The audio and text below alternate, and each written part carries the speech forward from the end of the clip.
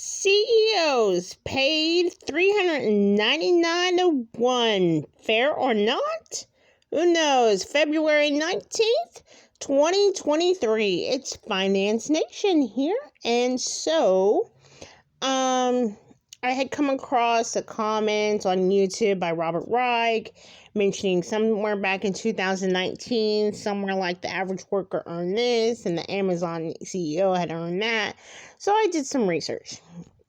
And it said, back in 2022, the average worker earned 399, the average CEO, had earned 399 to 1 of the salary range.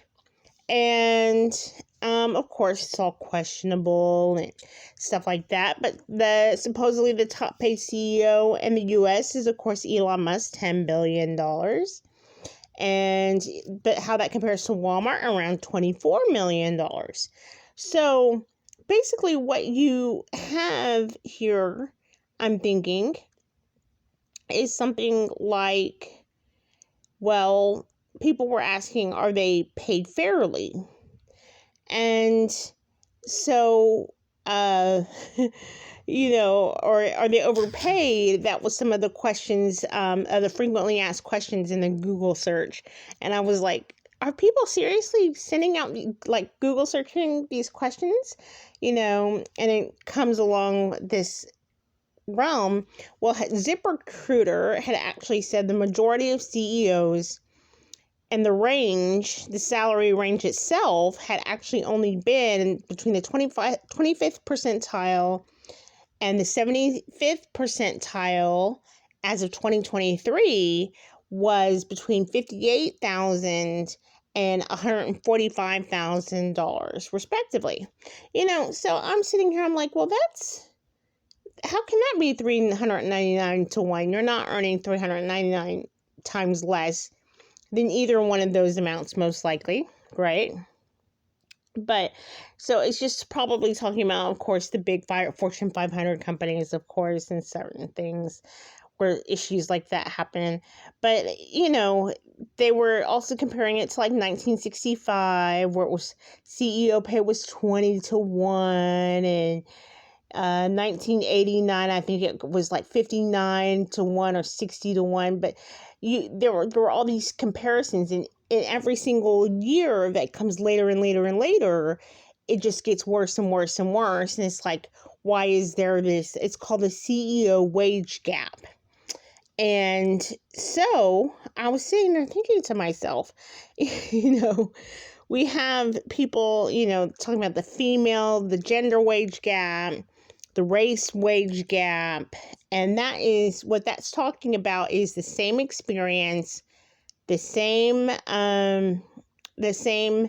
position with female and gender and race. It's talking about the same experience, the same qualifications, and the same position, and yet one is paid less, and they have the same background, and they're equally qualified, and the gender gap is less. Well, with CEOs, how do you say, well, the janitor is more qualified to be the CEO? I mean, you could, in certain instances, it could possibly even be true, right? You might have certain people who are very smart, who are technically, I don't want to say more qualified on paper versus more qualified, more capable. Maybe more capable is different than more qualified on paper, is what I was thinking, more capable. So who knows? So more qualified on paper, probably not so if they're a janitor, but more capable, possibly so. That could be very well, right? Because anything is possible in that sense. And so you don't want to underestimate anyone.